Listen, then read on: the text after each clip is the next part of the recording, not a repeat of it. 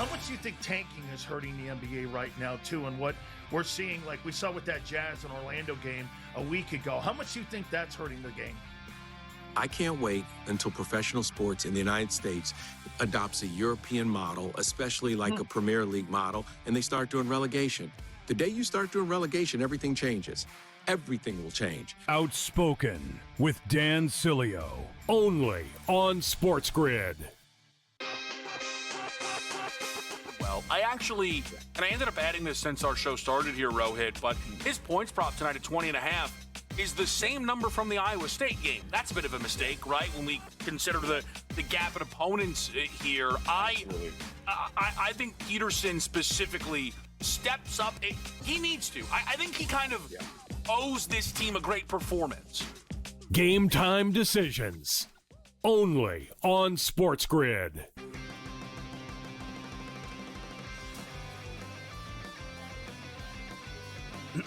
Class is in session. Today, let's talk about the teaser. A teaser is a multi-leg bet where you shift the point spread in your favor. You get better numbers, but every selection has to win. It doesn't matter what you bet if you don't have the insights. Tune into SportsGrid and get ahead of the class. I know that Florida lost at home to Auburn, and it's a real thing that happened. So you can't strike it from the record. But if you did, I think Florida's looked like the best team in college basketball for about 2 months. And I think there are a bunch of results that suggest that. College basketball today, only on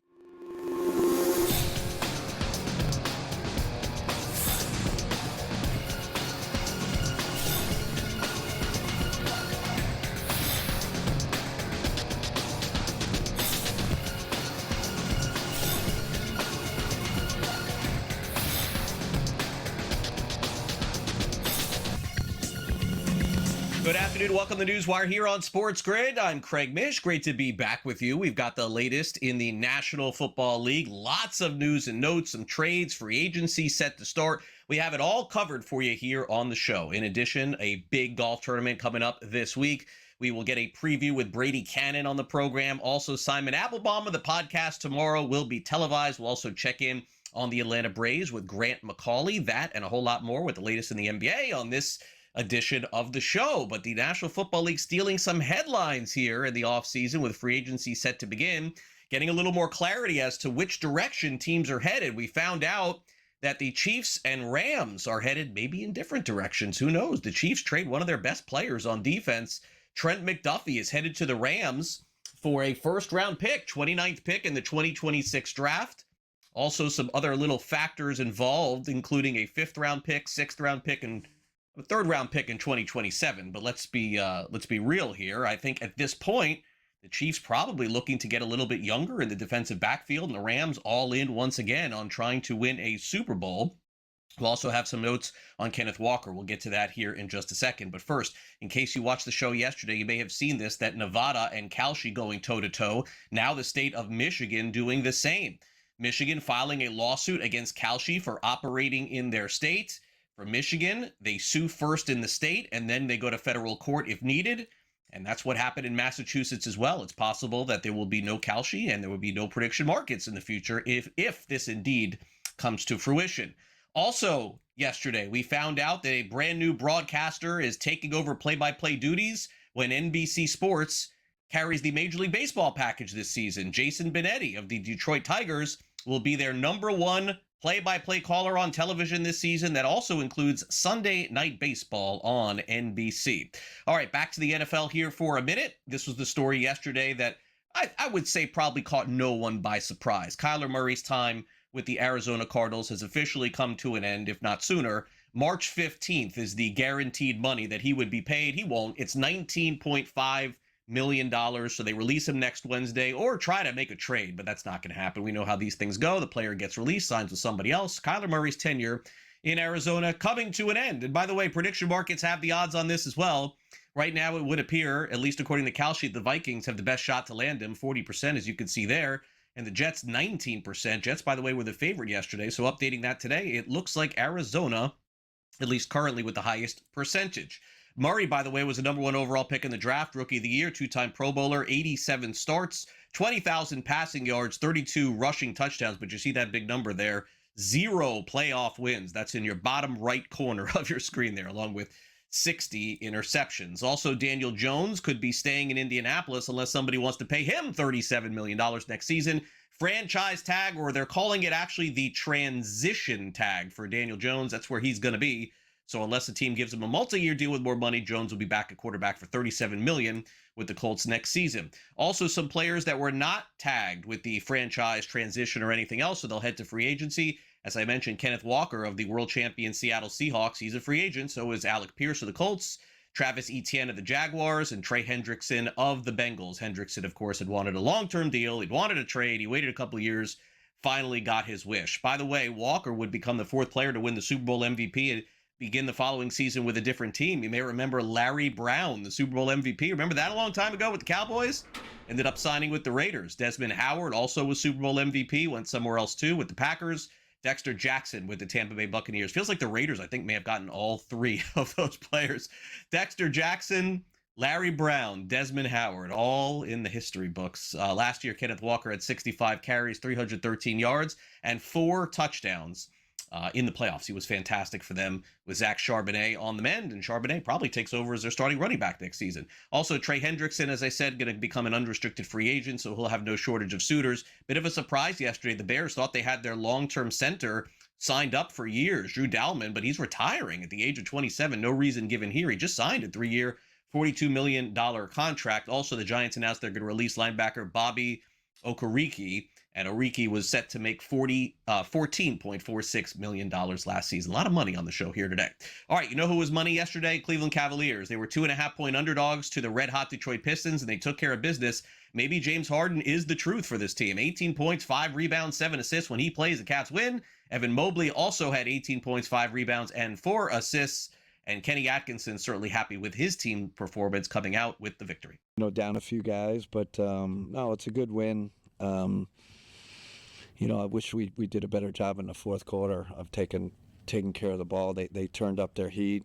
I mean, Thompson is he's a one-man wrecking crew, and we didn't do a good job taking care of it. That's the only negative, but we found a way through. I thought James made that big lefty drive. That was a big play. Sam hits that big 3 on the win. So we made the plays, and I thought we closed the rim a little better there in the second half. But it's a good win. Not perfect by any means, but we'll take it. Again, I'm frustrated in the effort level, the attention to detail that we played on that end of the floor. The times and opportunities where we did do the right thing, we did get stops, and then we let people outwork us to come up with offensive rebounds. We can't afford to not play at maximum effort. That's been our superpower all year long. And tonight I felt like there were times where we were outworked. And if we're outworked, this isn't going to be the results that we want. Meanwhile, north of the border, the Toronto Raptors took on the New York Knicks last night. New York wins 111-95. Karl Anthony Towns, 21 points, 12 rebounds. Jalen Brunson also with a nice game. He had 26 and 10 as well. Let's hear from the head coaches, especially Mike Brown, who, of course, is looking for his Knicks to get hot before the playoffs. It's a good win by our guys. Physical game. Obviously, you give Toronto credit. They brought a lot of physicality to the game tonight. But I believe our guys responded the right way. We came out in the third quarter, couldn't score the ball like we did in the first half, but we hung in there defensively. And, to hold a team like that gets out and runs in transition the way they do, to 37 points in the second half is a pretty good half defensively, especially when they had 13 points for the game and when it comes to fast break points. So, we got to hang our hat on that end of the floor, and our guys are doing it. They're doing it with physicality first and then trying to go get that ball off the glass second. We were pretty much there the whole game. They made more shots than us down the stretch. I think when we look back at the tape, I think we just We got to figure out our fourth quarter execution, exactly what we want to go to. I think every time we play a good team, they know exactly what they want to go to in the fourth quarter, and they do it over and over again. So we just, the good thing is we're in the games, but we got to figure out how to finish the game. The Hornets are hot yet again. They've won their 5th straight game after winning 8 games in a row last month. They've now won 5 straight here. They were 13.5-point favorites. Brandon Miller had 17 points, 5 rebounds, and 4 assists. Solid game also for LaMelo Ball. Meanwhile, the Minnesota Timberwolves also win again. This time they take care of the Grizzlies 117-110. As right now, Minnesota also playing good basketball, headed down the stretch. Here's Chris Finch on Anthony Edwards with another 41-point performance last night. How has Ant done at convincing you that he shouldn't pass the ball?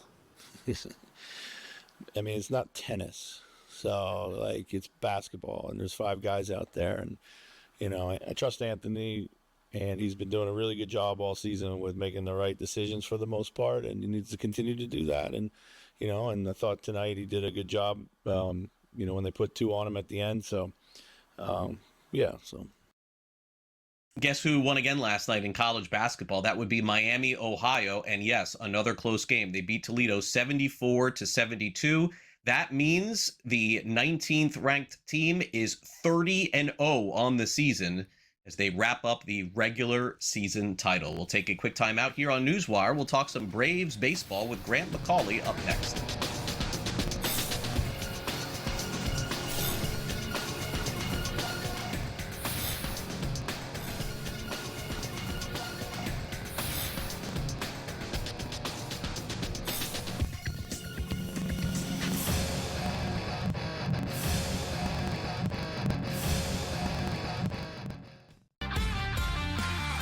How much do you think tanking is hurting the NBA right now, too? And what we're seeing, like we saw with that Jazz and Orlando game a week ago, how much do you think that's hurting the game?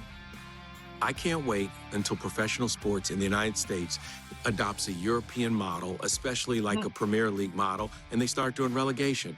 The day you start doing relegation, everything changes. Everything will change. Outspoken with Dan Cilio, only on SportsGrid. Well, I ended up adding this since our show started here, Rohit, but his points prop tonight at 20.5 is the same number from the Iowa State game. That's a bit of a mistake, right? When we consider the gap in opponents here. I think Peterson specifically steps up. He needs to. I think he kind of owes this team a great performance. Game time decisions. Only on SportsGrid.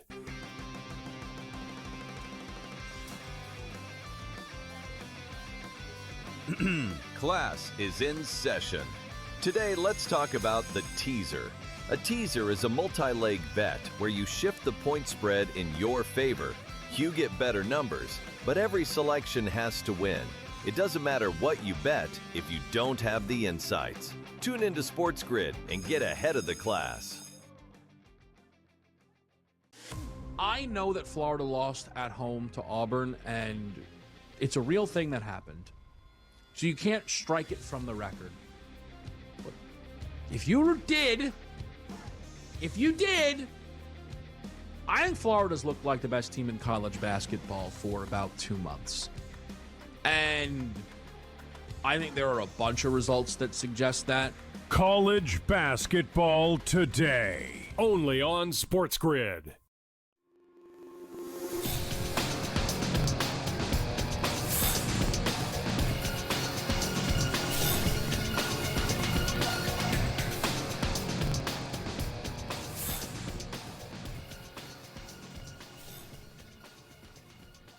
Welcome back to NewsWire here on SportsGrid. The Atlanta Braves making news yesterday. Really not the Braves, one of their players, or I should say probably former players at this point. Grant McCauley is with us from 92.9 The Game.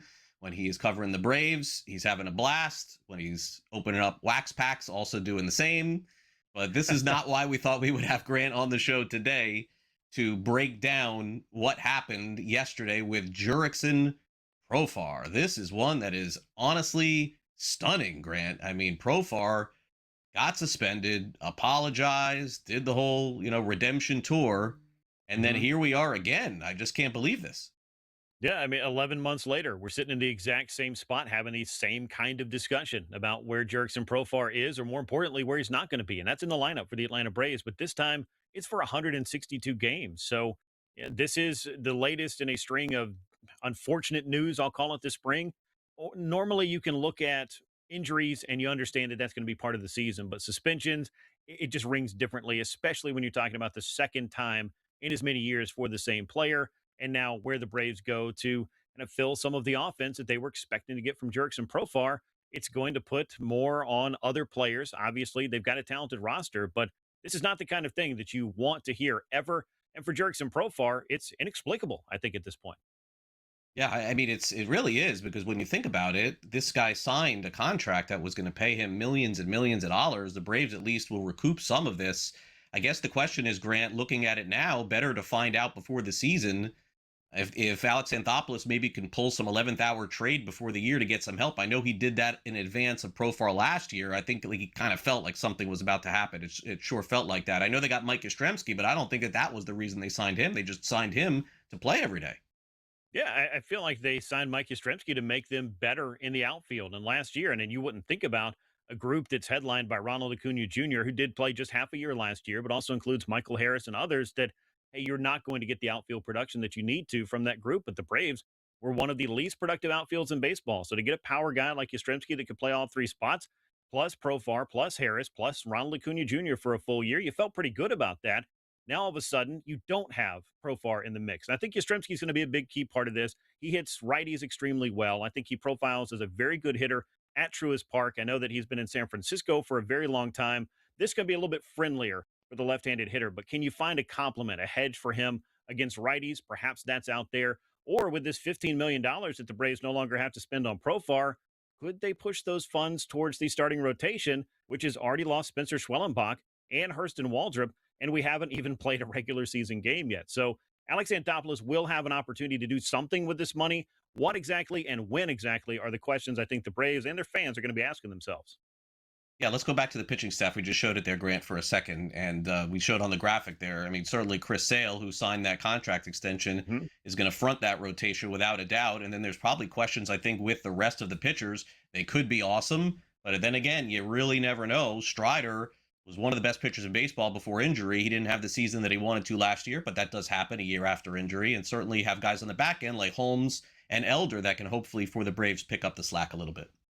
Yeah, but I mean, when you lose Spencer Schwellenbach, it definitely changed the dynamic quite a bit, because I think you were counting on him to be the 1B at the very least with Chris Sale. And then maybe Spencer Strider inserts himself back into that conversation as well. One of the big things for Strider is through his rehab and the season last year, he basically threw for 13 straight months, didn't have a break. He did have a normal winter. I know a lot was made of his early velocity in his very first Grapefruit League outing. I honestly don't care about that as much as I care about what it looks like when the games actually count, and I think he'll ramp himself up appropriately. But you do like Chris Sale. I do like Spencer Strider, and I do think that Reynaldo Lopez, who was an all-star prior and is throwing pain-free for the first time in 4 years, can be a factor. Grant Holmes is still, I think, a little bit of an unknown. He was very good last year, but a torn UCL. He chose to rehab it, not get the surgery. Will that hold up moving forward? That's another question in the Braves rotation. Bryce Elder at number 5, I think, showed some flashes in the second half of at least being able to go to the post and give you innings that should allow your offense to be in the game. You like this 5 on paper. It looks better with Schwellenbach. It looks better with Hurston Waldrop, but I think there are significant questions for everybody, because the entire Braves starting rotation last year, including a whole bunch of those names, spent time on the 60-day injured list in 2025. So, you know, this was why the Braves wanted to go out in the winter, I think, and prioritize a starting pitcher, but that deal just did not happen. No, it didn't. And now, again, the lineup's going to look a lot different without Profar being in. So let's take a look at the projected lineup, which certainly could change. And you think 1 through 6, it's as good as any team in the National League. I mean, that's just really what the Braves have, but it just didn't work out that way, Grant, last year. So they brought in Mauricio Dubon also to get some help. So he'll be a nice addition there. And then we'll, kind of piece together what happens at the bottom there. But we'll get a good look at Ronald Acuna Jr. here coming up in the World Baseball Classic. And from what I saw at the end of last year, I would expect him to be in that MVP race again. Yeah, I agree, Craig. He looked like the player from the batting profile perspective that was the guy that won the MVP in 2023. He didn't run as much last year. I expect to see him rather steal more bases this year. I like Drake Baldwin getting an opportunity to get more plate appearances toward the top of the order. In fact, even before the suspension, I think there was a very good case to be made that Baldwin deserved those at bats over Profar, who is a good but not great player. I think a useful piece in the Braves lineup, but he was leading off last year, and Ronald Acuna Jr. had dropped down into the third or fourth spot of the order because the Braves were just trying to figure out how to score runs. You got healthy Austin Riley, though, this year. You hope you have healthy Ozzie Albies this year. More out of Michael Harris. Matt Olson's obviously still in there. Drake Baldwin was a revelation a year ago. And then you have Acuna at the top. It's still a very good lineup. Yastrzemski can make it better. You get Sean Murphy back at some point. That could help you out at DH. And then, of course, you've got Ha-Seong Kim, who should be an upgrade at shortstop over what the Braves were dealing with offensively the last couple of years. So the pieces are all there. The question, though, remains health. Can the Braves be healthy? And if so, can they produce up to the expectations they have? And, of course, all of us out there watching expect to see from a group this talented. A very healthy Hank Aaron baseball card collection in the background there, I see, with Grant McCauley, Wax Pack Nostalgic. He is opening up old wax packs online. Everyone Grant's into breaking all the new stuff. I wish more people would break some of that wax pack, that junk wax stuff, man. That was my go-to in the 80s and the 90s. No doubt about it. And the big thing I think with it is that it's going to be there for our kids and our kids' kids to open because so much of it was produced. But the nostalgia is there, hence the name Wax Packing Nostalgic. I do open those old packs, going to break some cases as well. But the 80s, the 90s, I think that's kind of where the baseball card industry owes its roots to even having the popularity it does today. And I enjoy going through it pack by pack, ripping into the past, one pack at a time. Thanks for coming on, Grant. We'll catch you during the season.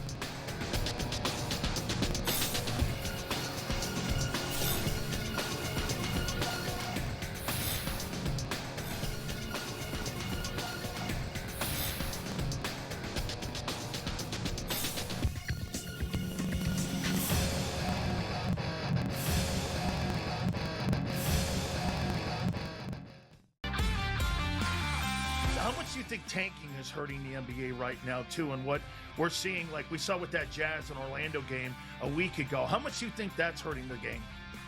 I can't wait until professional sports in the United States adopts a European model, especially like a Premier League model, and they start doing relegation. The day you start doing relegation, everything changes. Everything will change. Outspoken with Dan Cilio, only on SportsGrid. Well, I ended up adding this since our show started here, Rohit, but his points prop tonight at 20.5 is the same number from the Iowa State game. That's a bit of a mistake, right? When we consider the gap in opponents here, I think Peterson specifically steps up. He needs to. I think he kind of owes this team a great performance. Game time decisions, only on SportsGrid.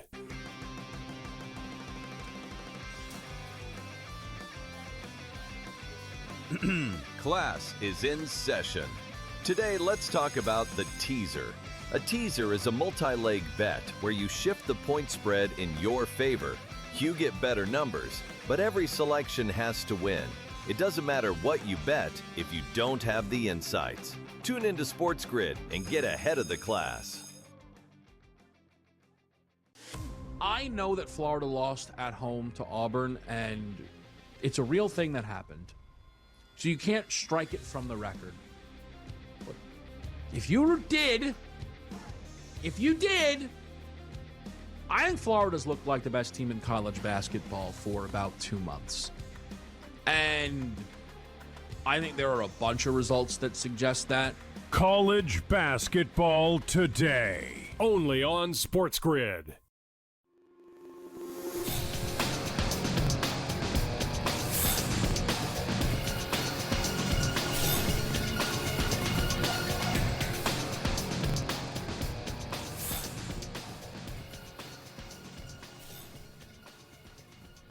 All right, welcome back to NewsWire here on SportsGrid. We got Brady Cannon in the house to recap some golf and look ahead to the Arnold Palmer Invitational this week.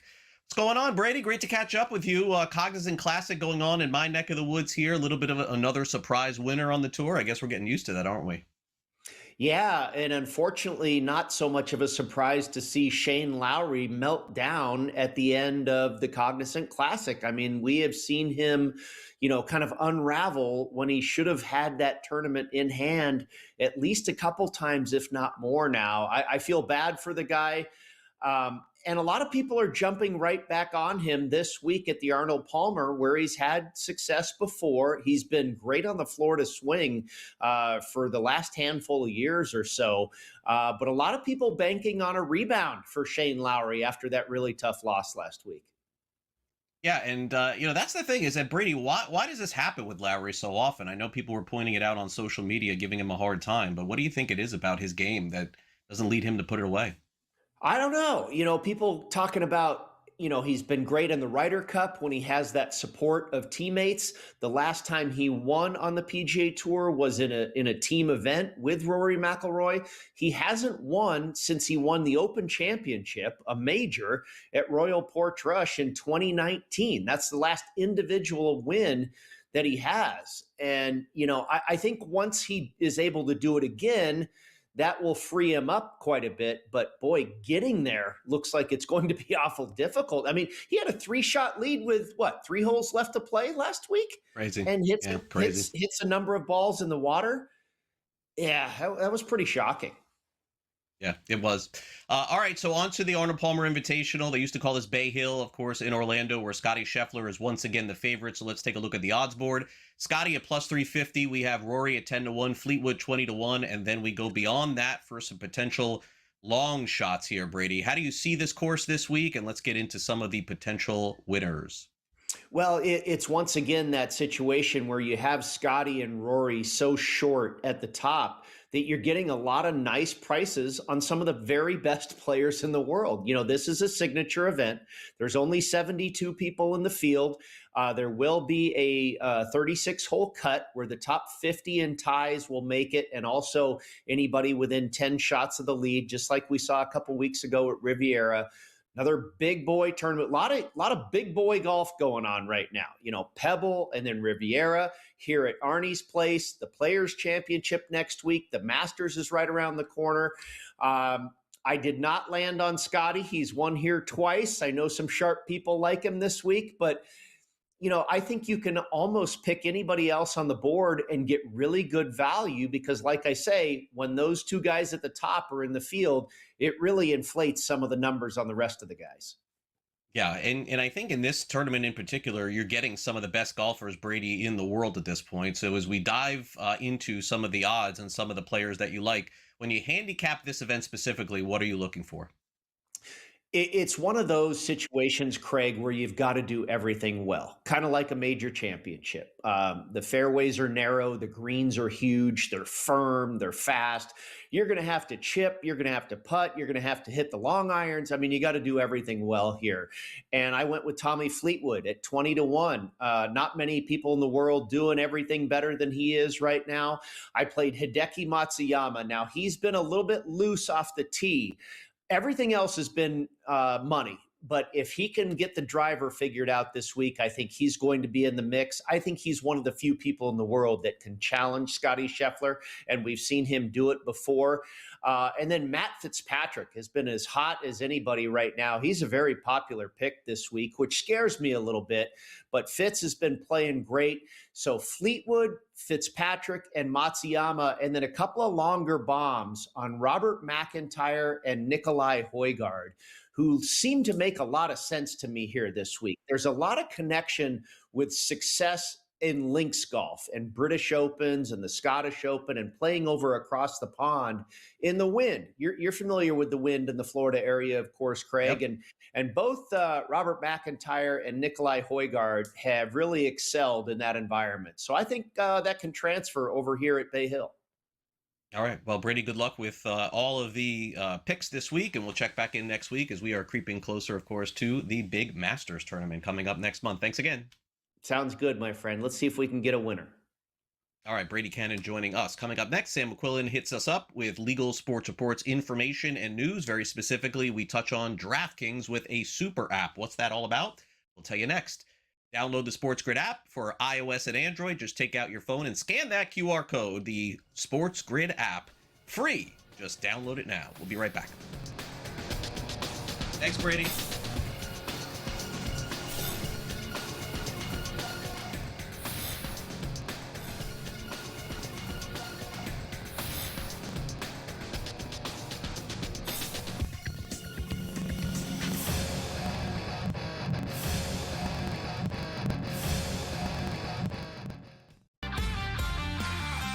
how much do you think tanking is hurting the NBA right now, too, and what we're seeing, like we saw with that Jazz and Orlando game a week ago? How much do you think that's hurting the game?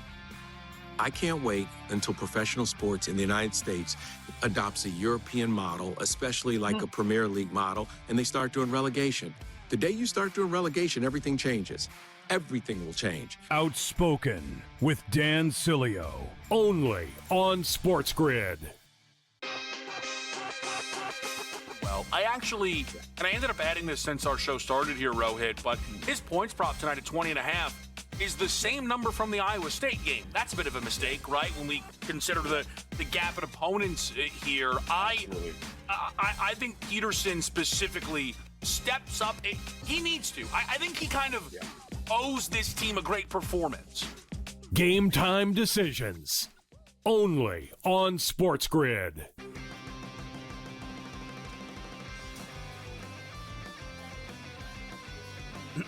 Class is in session. Today, let's talk about the teaser. A teaser is a multi-leg bet where you shift the point spread in your favor. You get better numbers, but every selection has to win. It doesn't matter what you bet if you don't have the insights. Tune into SportsGrid and get ahead of the class. I know that Florida lost at home to Auburn, and it's a real thing that happened. So you can't strike it from the record. But if you did, I think Florida's looked like the best team in college basketball for about 2 months. And I think there are a bunch of results that suggest that. College basketball today, only on SportsGrid.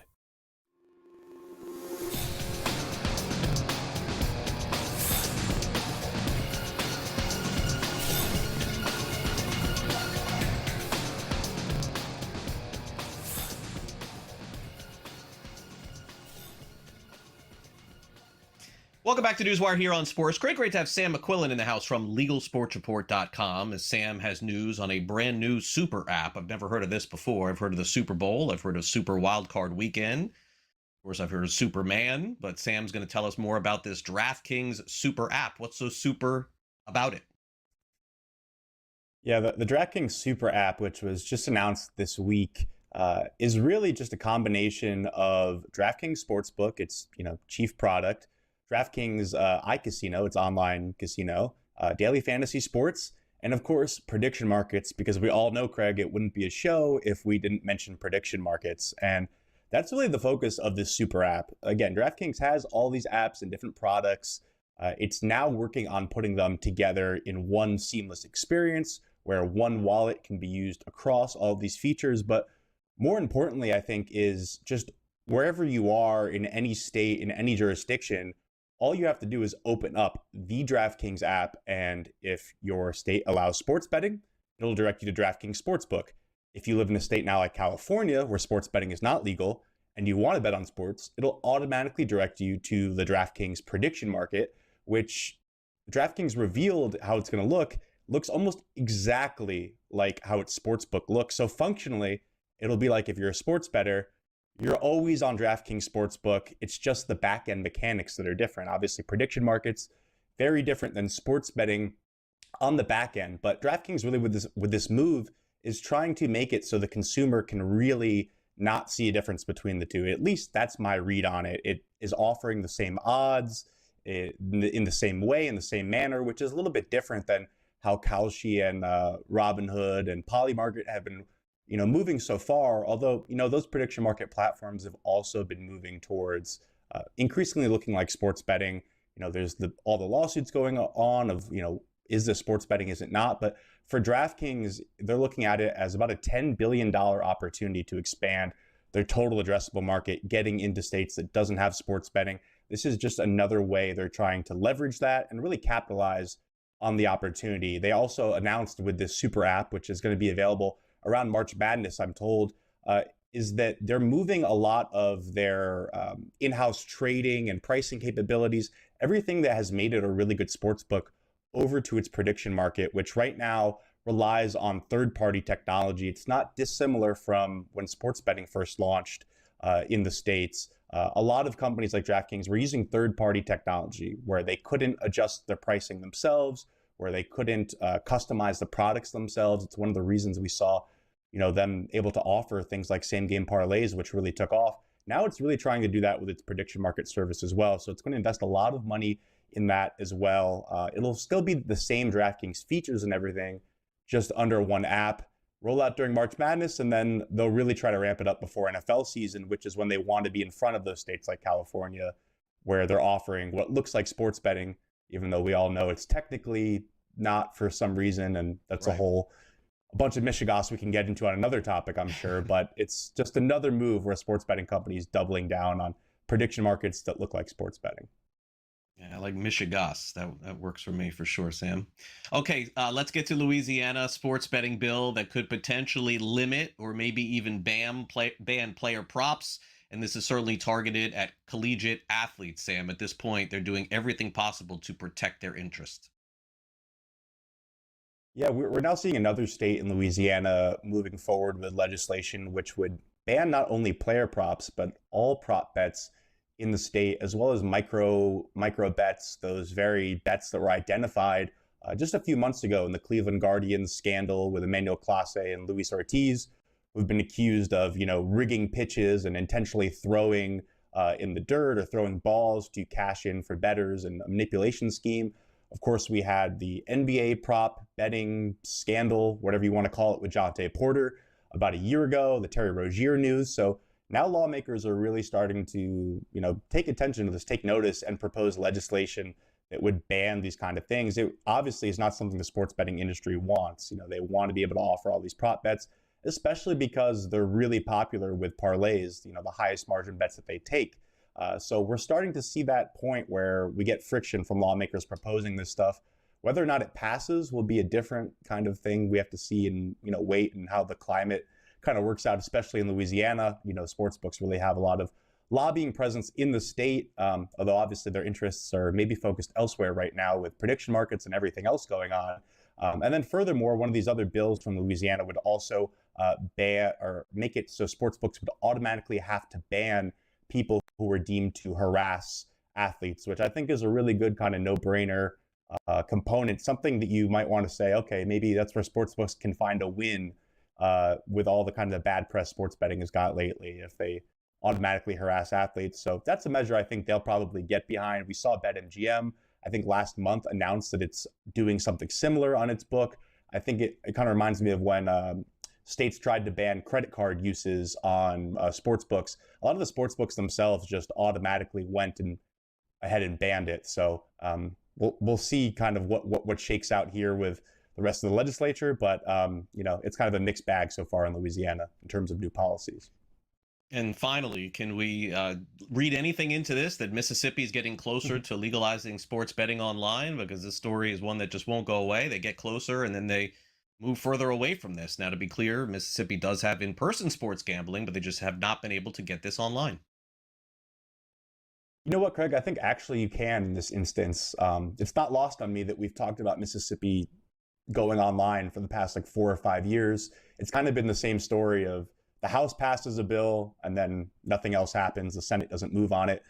The story is again that the House has passed a bill, but more interesting this time is the concern in Mississippi has been in-person casinos where in-person sports betting is done. They seem to really not want online sports betting. They think it will cannibalize their business. Whether that's true or not, is kind of, there's some disputing facts out there in terms of cannibalization. But with this bill, it would actually lower the tax rate that the casinos pay on casino games from 8% to 6%, which is estimated to save those casinos around $45 million a year in taxes, which, it's not a lot of money for the state legislature considering how much they make, but it would be a lot of savings for the state casinos. So this bill is kind of throwing them a bone, saying, okay, if we legalize online sports betting, we'll lower your tax rate and you can save money. Now, we have to see if the casinos are actually on board with this. There's about 26 in the state, if I'm not mistaken. There's a lot of regional casinos specifically that aren't owned by the Caesars of the world, that aren't owned by the Hard Rocks, don't have those ties to online sports betting apps that have been concerned in the past. So we'll see if they're going to say, oh, you give me this, then we'll maybe be open to that. In the past, the Senate Gaming Commission chair has been very adamant that he will not move towards legalizing online sports betting unless the Mississippi Gaming Commission recommends it. So we still have to see if they're going to come on board and say it's a good thing. In the past, he said, we want tourism in Mississippi, we want jobs created, and online sports betting doesn't do that. Even though it's projected to raise about $100 million a year, that's not enough for the state. It needs to be creating jobs and tourism. So we know that the Senate's interests really lie with those casinos. If those casinos get on board with this new bill, which remains to be seen, obviously, then the Senate would maybe have to get on board, and then maybe we could really have a real conversation around it actually happening in Mississippi. But I will say, the fact that casinos are getting a bone with this proposal, that makes it a little bit different in the past, where maybe we're inching towards there, but, you never know with Mississippi. All right, Sam. Great stuff as always. We'll catch up with you later in the week. Appreciate it. Yep, sounds good. Thanks a lot, Craig. Sam McQuillan from Legal Sports Report, updating a couple of quick scores from college basketball last night. The big upset, by the way, was TCU taking care of Texas Tech 73-65. So that will knock Texas Tech down in the rankings. Also, Georgia beats Alabama and snaps their 8-game winning streak, and Arizona State takes care of number 14 Kansas. So 3 teams inside the top 20 going down last night. We'll take a quick time out here on NewsWire. We come back next. Simon Applebaum of the podcast Tomorrow Will Be Televised joins us. You're watching NewsWire on SportsGrid, and we'll be right back.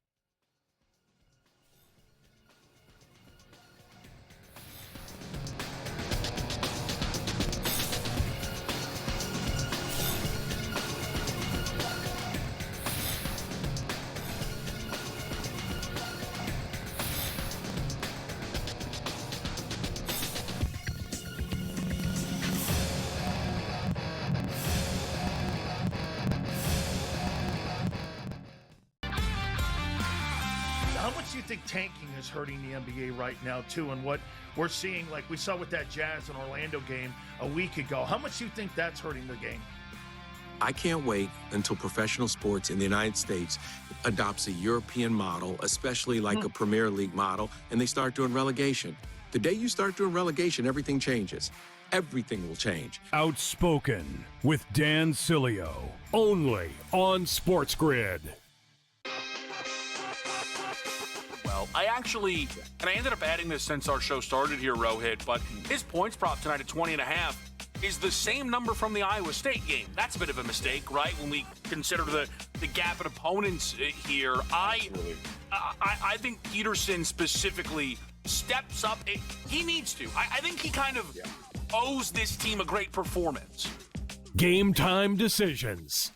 Only on SportsGrid.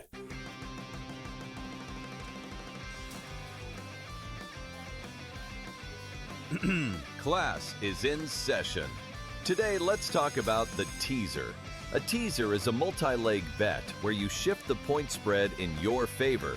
You get better numbers, but every selection has to win. It doesn't matter what you bet if you don't have the insights. Tune into SportsGrid and get ahead of the class. I know that Florida lost at home to Auburn, and it's a real thing that happened. So you can't strike it from the record. But if you did, I think Florida's looked like the best team in college basketball for about 2 months. And I think there are a bunch of results that suggest that. College basketball today, only on SportsGrid.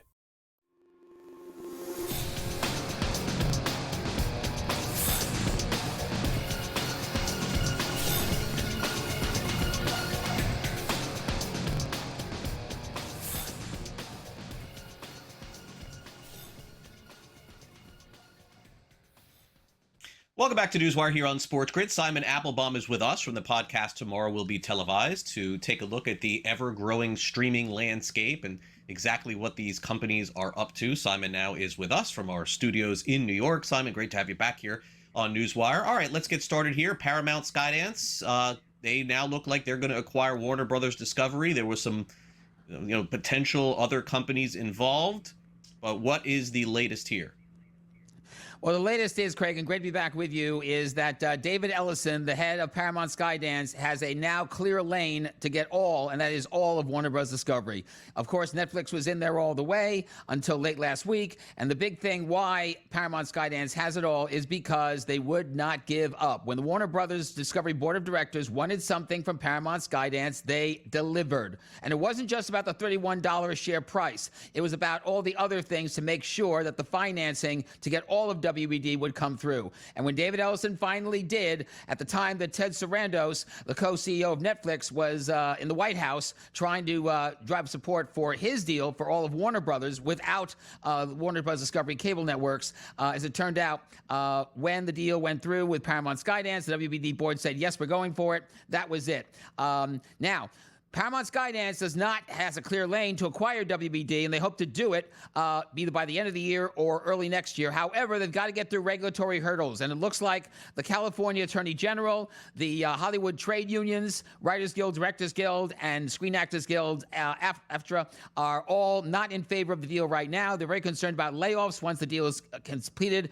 It looks, though, like if there isn't that big of a deal on the regulatory front, that the completion of the deal will go through later this year, early next year at the latest. And when it does, I think one of the big things that will happen is that CBS Sports and TNT Sports will merge. Now, Ellison, on a call earlier this week, said to investors that they will merge Paramount Plus with HBO Max. They will also probably merge CBS Sports and TNT Sports. And when they do, you probably will see a mega content service with all the CBS Sports programming and all the TNT Sports programming.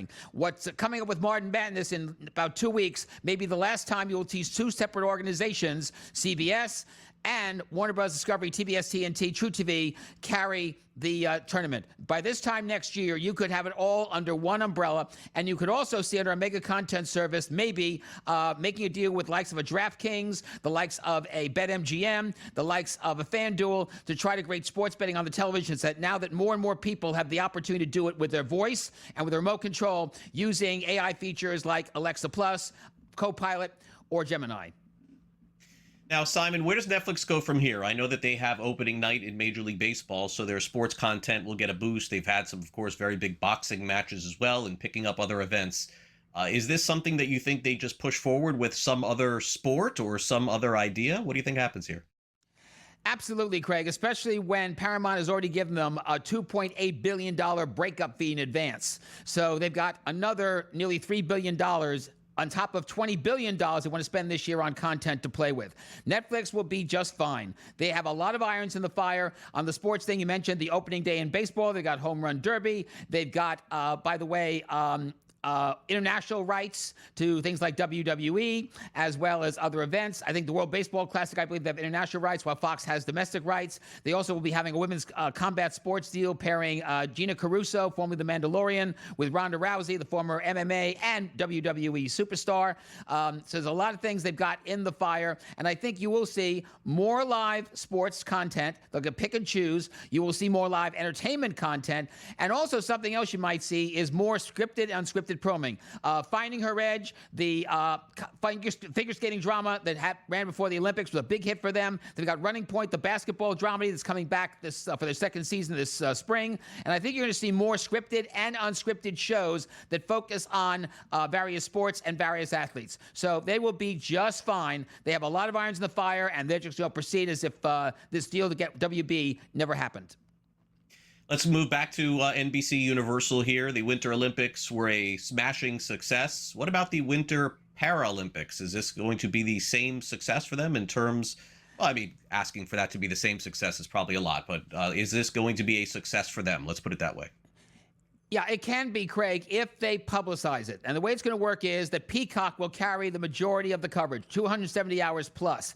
NBC will have the most they've ever done of a Paralympics, winter or summer, probably 8-9 hours. They will have an 8 to 10 p.m. show on this Saturday night. They will have an 8 to 10 p.m. show next Saturday night. And then on Sunday, they're going to carry what they call the equivalent of the hockey final. They call it sled hockey live in late morning, early afternoon. So if they really promote it, I mean really, really promote promote it, they have a chance to have a pretty good audience. Peacock, by the way, will be doing a lot of things they did in the Winter Olympics just completed. They will be doing multi-view events each day. They'll be doing interactivity. You'll be able to record events and put them later on your smart TV set, smart device. Amid Fareed, by the way, will be the lead play-by-play person. He's being groomed as like the next Mike Tirico. He'll be doing both the coverage on Peacock and the coverage on NBC. USA Network and CNBC, by the way, will also do coverage. CNBC on the weekends, USA Network during the day. Incidentally, Versant, which is the now new owner of USA Network and CNBC, on a conference call, their first investor call since they split up from NBC Universal earlier this week. Mark Shapiro, the head of Versant, said they would like to keep USA Network and CNBC in the fold for the Summer Olympics in 2028. Also, Peacock next Thursday is having an event here in New York at 30 Rock. We believe they're going to talk about new interactive elements, and I would not be surprised if maybe they decide if they're going to do further stuff with predictive betting and maybe down the road sports betting through the TV set. Simon, let's wrap it up with the Tigers making an announcement. The Detroit Tigers and Detroit Red Wings have partnered up to form their little mini regional sports network. What's this all about?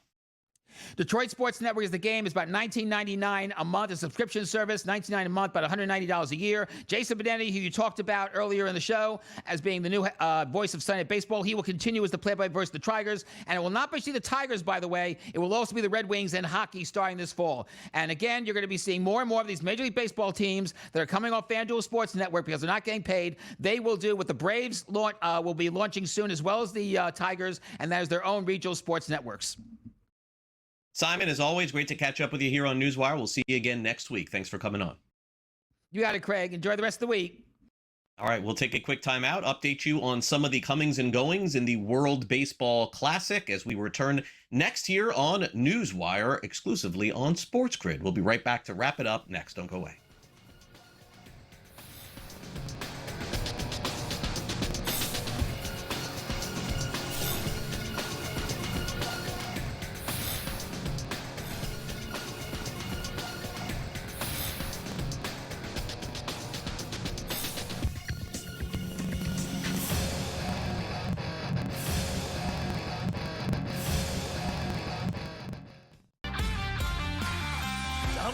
Tanking is hurting the NBA right now too, and what we're seeing, like we saw with that Jazz and Orlando game a week ago, how much do you think that's hurting the game? I can't wait until professional sports in the United States adopts a European model, especially like a Premier League model, and they start doing relegation. The day you start doing relegation, everything changes. Everything will change. Outspoken with Dan Cilio, only on SportsGrid. I actually, and I ended up adding this since our show started here, Rohit, but his points prop tonight at 20.5 is the same number from the Iowa State game. That's a bit of a mistake, right? When we consider the gap in opponents here. I think Peterson specifically steps up. He needs to. I think he kind of owes this team a great performance. Game time decisions. Only on SportsGrid.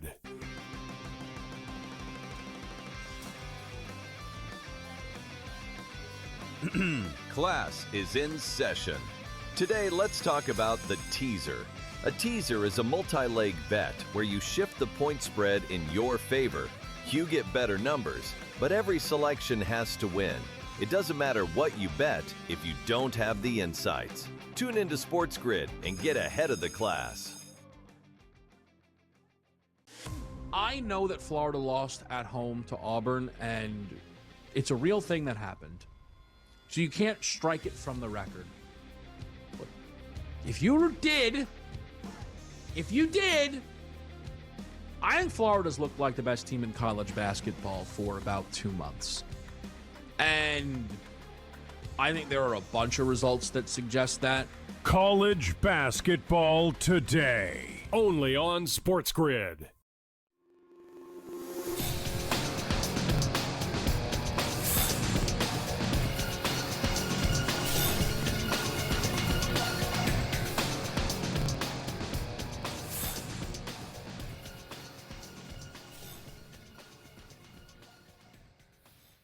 I broadcast yesterday the Team Israel game against the Miami Marlins, an exhibition play on the Marlins radio network, and we have the World Baseball Classic getting underway tomorrow. So let's dive into some of the teams, some of the information, and of course, we'll tell you about which team most people think has a chance to go over their season win total as we wrap up the show with some last licks.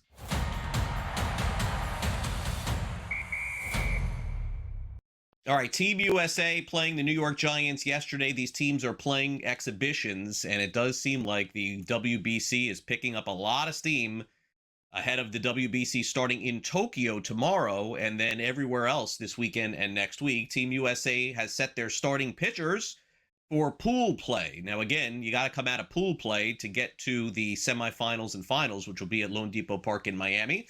Logan Webb will take on Brazil, Tarek Skubal against Great Britain, Paul Skeens against Mexico, and I believe Nolan McLean still could pitch against Italy, although he did have a little bit of an issue, I think, in spring training. Not sure if he's going to be able to go. I think it could be Ryan Yarbrough. I guess we'll see. Either way, this is the strength of Team USA. The only question is, will these starting pitchers be around to play for them when they get to the elimination rounds, which will be next week? They've got the two best pitchers going in Skubal and Skeens. We just don't know if they're going to have them in the end. Meanwhile, Team Great Britain is getting ready for their World Baseball Classic. They were in it last time, didn't fare all that well, but we'll see if they have better luck this time around with some better players. They are getting ready for pool play as well. They have a team artist named Andy Brown that's traveling around with the team. How about this?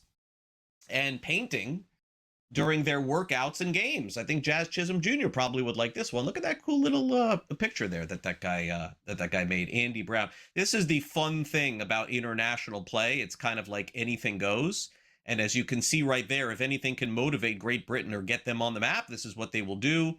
There are more players, more major league players than ever playing for all of the different countries that are involved in the World Baseball Classic. And Great Britain is one of the biggest underdogs to win this WBC that begins in the next 24 hours. By the way, a lot of those games, for those of you who are checking them out, are going to be very late night, early morning in the first couple of rounds in Tokyo, Japan. That's where the first pool play is, and that begins in the morning. All right, meanwhile, the Pittsburgh Pirates, are they the team to beat in the National League Central this season? A lot of sports bettors are seemingly thinking so. The Pirates over moved from 72.5 to 78.5 and is now the most bet Major League Baseball season win total by total wagers and money over at BetMGM Sportsbooks. So I know that I come on the show and sometimes a little cynical with some bets. This is not one of them, because if they move the line 6 wins, then it does make sense. Like, do you remember during the Super Bowl, they said that Seattle was like the most bet team ever in the history of the NFL in the Super Bowl, but yet the line stayed the same? That's why I didn't buy that. This makes some sense. If you go from 72 to 78, it does mean people are putting money on it. How much specifically? I have a figure in front of me that I'm going to read to you. 97% of their tickets and 99% of the money on the Pirates is geared toward the over. So how about that? That's a great little side note there. So, by the way, let me give you a quick programming update here for tomorrow. Chris, who is hosting for me tomorrow here on the show? Let me update everybody. All right, so Adam Kaufman is back in the house tomorrow, folks. So I want you to make sure you tune in to NewsWire tomorrow, because he's got you for an hour. And then I'll be back with you for our next edition of NewsWire here on Friday. So make sure you stay on the grid for that. And he's got a great update on everything going on in the NBA, college basketball, and everything else as well. So make sure you stick around. And also, don't forget, our show is every single day, Monday through Friday, from 12 p.m. to 1 p.m. Eastern. So I would encourage you to stick around with us here for NewsWire as we continue. And also, with March Madness right around the corner, in fact, the conference tournament's getting underway, you can just scan this QR code that I'm going to show you on your screen. It's available for both iOS and Android. It is the SportsGrid app. If you haven't downloaded it, you can learn all about our programming 24 hours a day, 7 days a week. But also during the tournament, it has an option where you can track the bets that you make, which is very innovative and brand new. So make sure you download it now. There is this on the screen, the QR code. Just download it, put it in your phone, and you'll be all set with SportsGrid and with NewsWire and everywhere else. Tomorrow, we will have Adam on the show, so make sure you catch that show. And I'll be doing a little baseball broadcasting as well, so hopefully we'll see you back here on Friday. And Can't wait to get into the previews of the World Baseball Classic, which we will begin on the show next week, and also NFL free agency, and also some golf. It's a great time to be a fan of SportsGrid and to be a fan of NewsWire. Thanks again to our director, Tommy, for my producer, Chris. I'm Craig Mish. I'll see you back here Friday for the next edition of NewsWire.